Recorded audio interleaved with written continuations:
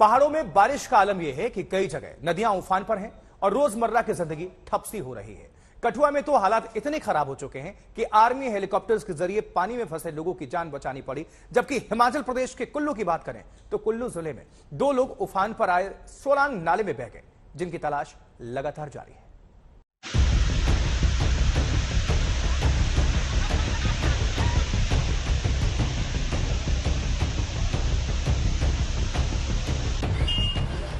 लगातार बारिश से पहाड़ परेशान।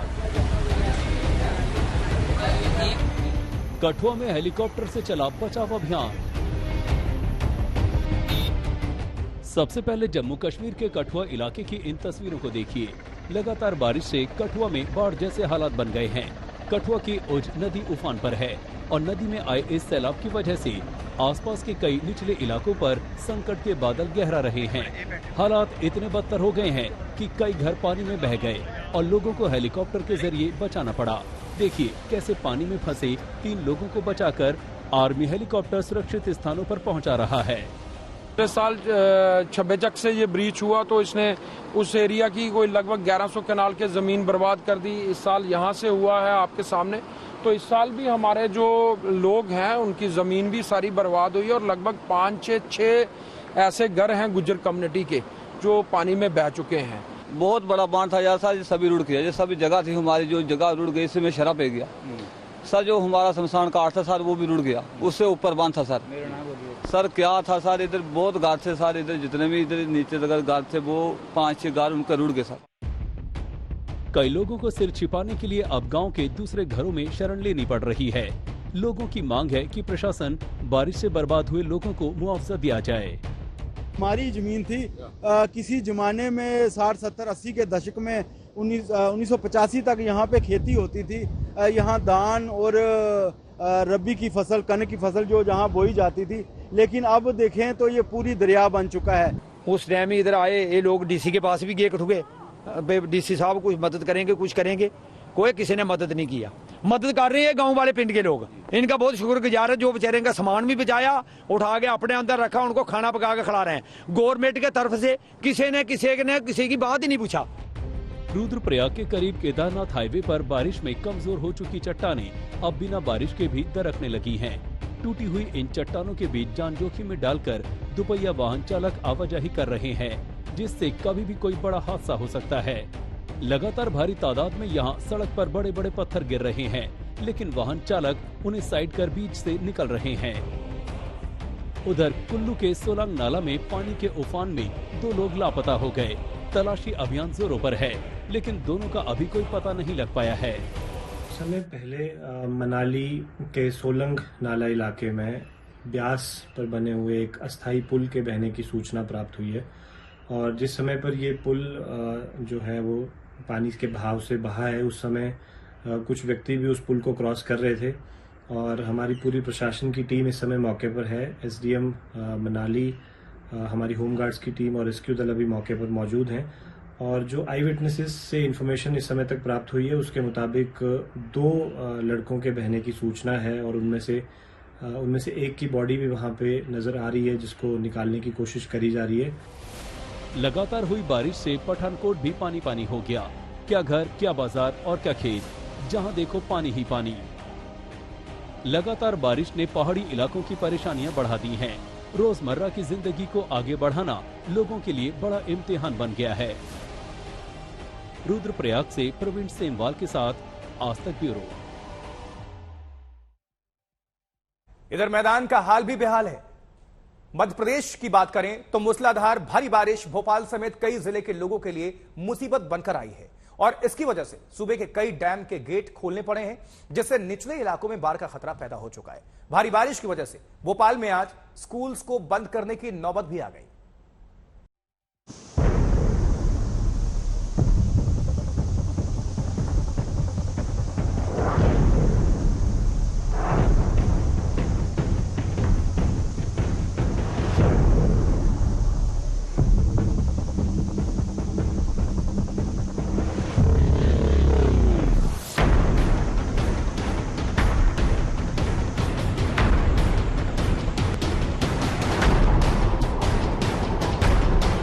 ना बादल फटा है, ना बांध टूटा है, फिर भी पानी का रेला सब कुछ बहाने को आमादा है।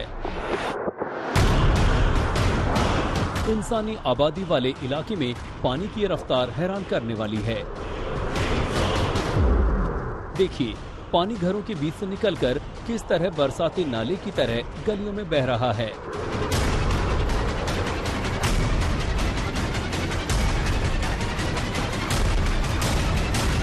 अब अगली तस्वीर देखिए। आसमान से भी पानी बरस रहा है और सड़क पर पानी पूरी रफ्तार से बह रहा है। ये तस्वीरें मध्य प्रदेश के राजगढ़ जिले के नरसिंहगढ़ की हैं। राजगढ़ जिले में 2 घंटे की लगातार बारिश से हाहाकार मच गया। तस्वीरें देखिए, किस तरह सड़कों पर कमर भर पानी जम गया, लोगों के घरों में पानी घुस गया, सब कुछ पानी पानी नजर आ रहा है।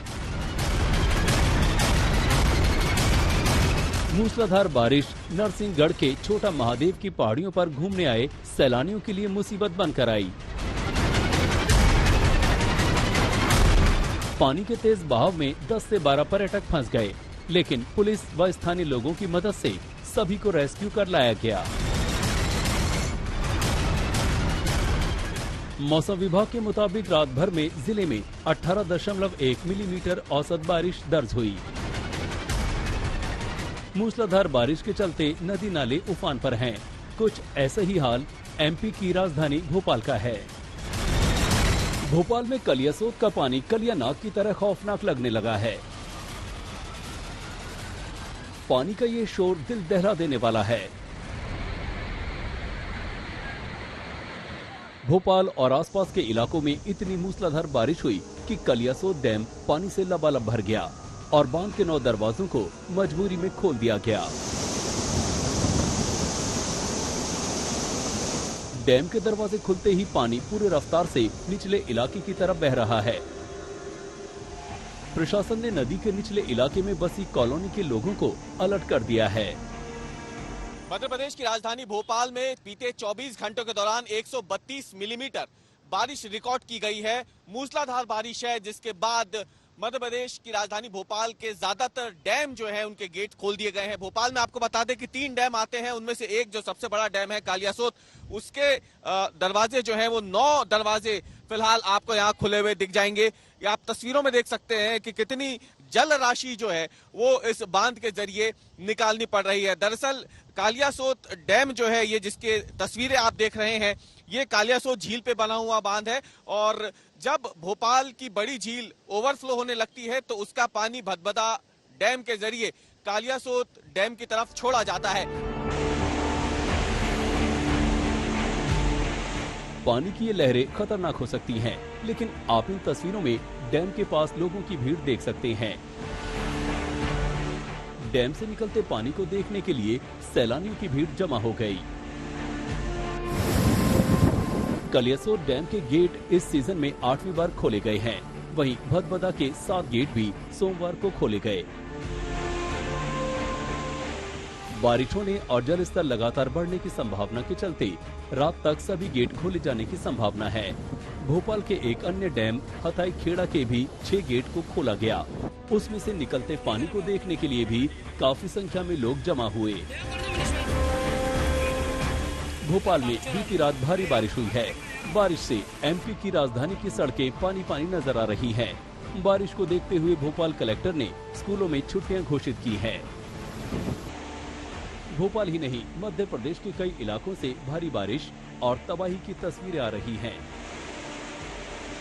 एमपी के देवास में रात भर हुई झमाझम बारिश और तबाह और बरगी डैम का गेट खुलने से नेमावर में नर्मदा का जलस्तर तेजी से बढ़ा है।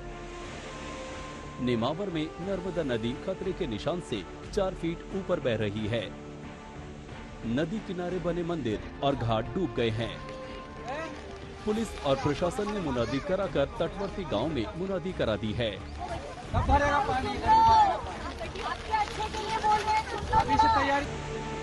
उधर सीहोर में भी नर्मदा नदी उफान पर है। एक तरफ मूसलाधार बारिश और दूसरी तरफ तवा डैम से छोड़ा गया पानी। ये दोनों यहाँ संकट का सबब बने हुए हैं। किसी भी संकट से निपटने के लिए यहाँ प्रशासनिक अमला अलर्ट पर है। नर्मदा बुधनी घाट पर पुलिस और आपदा बल की तैनाती कर दी गई है। मौसम विभाग ने अगले 24 घंटे के लिए इंदौर, उज्जैन और नर्मदापुरम संभाग के जिलों में ऑरेंज और जबलपुर, शहडोल, सागर, भोपाल, सागर, रीवा, चंबल एवं ग्वालियर संभाग के जिले में येलो अलर्ट जारी किया है। जाहिर है एमपी के इन इलाकों के लोगों को अभी सावधान रहने की जरूरत है। भोपाल से रविश पाल सिंह के साथ आज तक ब्यूरो। उधर मध्य प्रदेश में मूसलाधार आफत का आलम यह है कि रायसेन जिले के बेगमगंज में बीना नदी पर बने एक पुल का हिस्सा बह गया। बीना प्रोजेक्ट के तहत 3 करोड़ की लागत से यह पुल हाल ही में बनकर तैयार हुआ था और इसकी स्थिति क्या है जरा देख लीजिए। ये जनता का पैसा 3 करोड़ बाढ़ की चपेट में। लेकिन इसके बाद से सवाल भी उठने लगे कि क्या जो भी सामग्री इस्तेमाल की गई थी वो मानक को पूरा करती थी, क्योंकि ये जो पैसा है वो अब पानी में समा गया और बिना प्रोजेक्ट के तहत 3 करोड़ की लागत से ये अभी हाल ही में बनकर पुल तैयार हुआ था।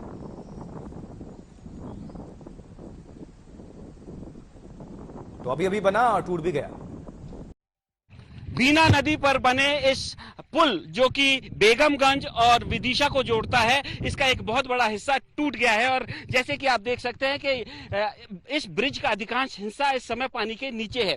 ये ब्रिज जो है अभी पिछले कुछ ही महीनों पहले कंप्लीट हुआ था। अभी फॉर्मल हैंडओवर इसका नहीं हुआ है, लेकिन ट्रैफिक के लिए इसको खोल दिया गया था और ये ब्रिज बीना प्रोजेक्ट के 16 छोटे बड़े ब्रिजेस में से एक है जिसको बनाया जा रहा था। पहली बारिश ये ब्रिज सहन नहीं कर पाया और आरोप ये लग रहे हैं कि करप्शन की वजह से ये ब्रिज की ये हालत हुई है, क्योंकि पहली बारिश थी, गुणवत्ता भी एक कारण है और पिछले 2-3 दिन से लगातार मध्य प्रदेश के अधिकांश हिस्सों में बारिश हो रही है, जिसकी वजह से कई जगहों पर जो ब्रिजेस है उसमें दरारें आई हैं, कोलैप्स भी किए हैं। इनफैक्ट धार जिले में एक डैम को तोड़ना भी पड़ा क्योंकि उसमें रिसाव हो गया था। कैमरामैन इरशाद खान के साथ हेमेंद्र शर्मा, बेगमगंज, आज तक। राजस्थान के बूंदी और बारां में कल आफत की बारिश हुई। इतनी बारिश कि जनजीवन त्राहिमाम करने लगा।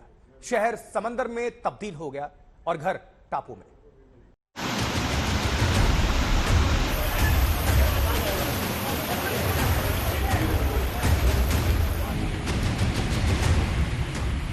राजस्थान में मानसूनी आफत का दूसरा दौर शुरू हो गया है।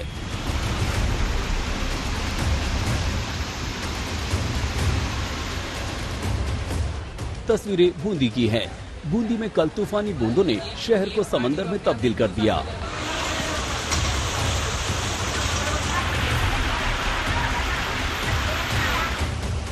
तस्वीरें देखिए, बूंदी शहर के बाजार का बारिश ने क्या हाल बना दिया है। बाजार में पानी की रफ्तार ऐसी कि मानो कोई बरसाती दरिया बह रहा हो।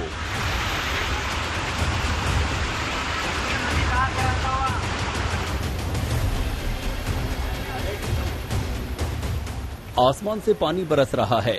ठिठके और सहमे लोग दुकान के बाहर तूफानी मंजर को देख रहे हैं। शहर की ये तस्वीर सिर्फ 30 मिनट की बारिश का नतीजा है। बूंदी बाजार से लेकर शहर की सड़कों तक हाल बेहाल रहा। तस्वीरें देखिए, किस तरह पानी भरी सड़कों पर लोग आवाजाही करने को मजबूर हो गए। कुछ ऐसा ही हाल बूंदी की रिहायशी कॉलोनियों में नजर आया। बारिश का पानी घरों में घुस गया। बारिश थमी तो लोग घरों से पानी निकालते नजर आए। राजस्थान पर बारिश का कोप इस बार कुछ ज्यादा ही बरसा है। ये बारां की तस्वीर है। सोमवार शाम जब नदी में उफान था तो पुलिया पार करना बाइक सवार को महंगा पड़ गया।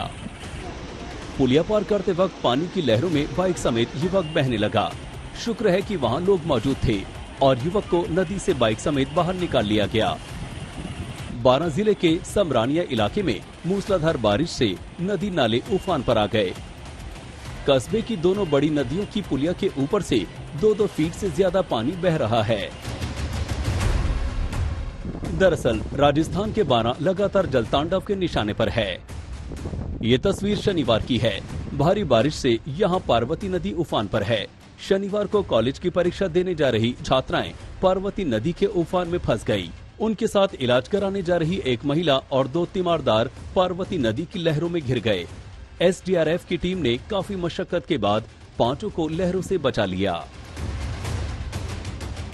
राजस्थान की ये 2 तस्वीरें हैं, बूंदी और बारां। आसमान आफत से दोनों इलाके बेहाल। पिछले दिनों हमने जोधपुर से भी ऐसी ही तस्वीर देखी थी। रेत और गर्मी के लिए कुख्यात सूबा इस बार मूसलाधार बारिश के लिए चर्चा में है। बारां से राम मेहता और बूंदी से भवानी सिंह हाडा के साथ आज तक ब्यूरो। देश में अब रेलगाड़ियों की रफ्तार बढ़ने जा रही है। इसकी शुरुआत अगले महीने या फिर अक्टूबर से हो सकती है।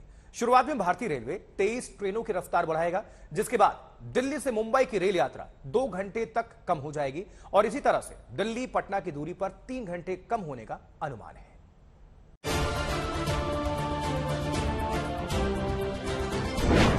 दिल्ली मुंबई का रेल सफर होगा 2 घंटे कम। दिल्ली पटना राजधानी 10 घंटे में पूरा करेगी सफर। 160 से 170 किलोमीटर प्रति घंटा की रफ्तार से भागेंगी ट्रेनें। अक्टूबर में बढ़ जाएगी 23 जोड़ी ट्रेनों की स्पीड। ट्रेन का सफर करने वालों के लिए इस बार सितंबर की शुरुआत तेज रफ्तार ट्रेन के साथ हो सकती है। इसके लिए भारतीय रेलवे तैयारियां करने में जुटा है। योजना के मुताबिक भारतीय रेलवे 23 जोड़ी ट्रेनों को 160 किलोमीटर प्रति घंटे की रफ्तार से चलाने की मंजूरी देने वाला है। ट्रेन की स्पीड बढ़ने से दिल्ली मुंबई के बीच का सफर 1.5 से 2 घंटे तक घट सकता है। दिल्ली पटना के बीच फिलहाल 12 से 14 घंटे में पूरा होने वाला सफर घटकर 10 से 11 घंटे रह सकता है। इसके अलावा भी बाकी रूट्स पर ट्रेन 1 से 1.5 घंटे पहले यात्रियों को पहुंचा देगी। ये सभी ट्रेनें अभी 130 किलोमीटर प्रति घंटे की अधिकतम रफ्तार से ही दौड़ रही हैं। 23 में से 12 जोड़ी रेलगाड़ियां मध्य प्रदेश की राजधानी भोपाल से गुजर सकती हैं। योजना के मुताबिक अक्टूबर के पहले हफ्ते से पटना राजधानी और संपूर्ण क्रांति एक्सप्रेस की रफ्तार 160 से 170 किलोमीटर प्रति घंटा की जा सकती है। फिलहाल रेलवे बोर्ड ने ट्रेनों की स्पीड बढ़ाने के लिए कोई समय सीमा तो नहीं तय की है, लेकिन तैयारियों में लगने वाले समय के हिसाब से ये शुरुआत या तो सितंबर में होगी या तेज रफ्तार ट्रेन का आगाज अक्टूबर में हो जाएगा। रेल मंत्रालय अगस्त सितंबर में इस बारे में आधिकारिक सूचना जारी करके लोगों को इस बारे में विस्तार से जानकारी मुहैया कराएगा। जिन ट्रेनों की स्पीड बढ़ाने की तैयारी है उनमें शामिल हैं 5 अलग अलग रूट्स पर चलने वाली राजधानी एक्सप्रेस, 3 अलग अलग रूट्स की शताब्दी ट्रेन। और इस बीच बड़ी खबर आ रही है अमृतसर से। अमृतसर के पॉश इलाके रंजीत एवेन्यू में पुलिस ने एक बम बरामद किया है, जहां बम स्क्वाड टीम ने विस्फोटक को अपने कब्जे में ले लिया है। पुलिस ने बम को कब्जे में लेते वक्त किसी तरह ये जो खबर है वो कानो कान किसी तक नहीं पहुंची। सूत्रों के मुताबिक पुलिस को सूचना मिली थी कि रंजीत एवेन्यू की कोठी के बाहर एक ग्रेनेड पड़ा हुआ है। फिलहाल पुलिस इलाके में लगे सीसीटीवी कैमरे को खंगाल रही है और 2 अज्ञात लोगों को बम लगाते हुए पकड़ा भी गया है। तो अमृतसर के पॉश इलाके में यह बम मिला और फिलहाल तफ्तीश लगातार की जा रही है कि आखिर इसका मकसद क्या था।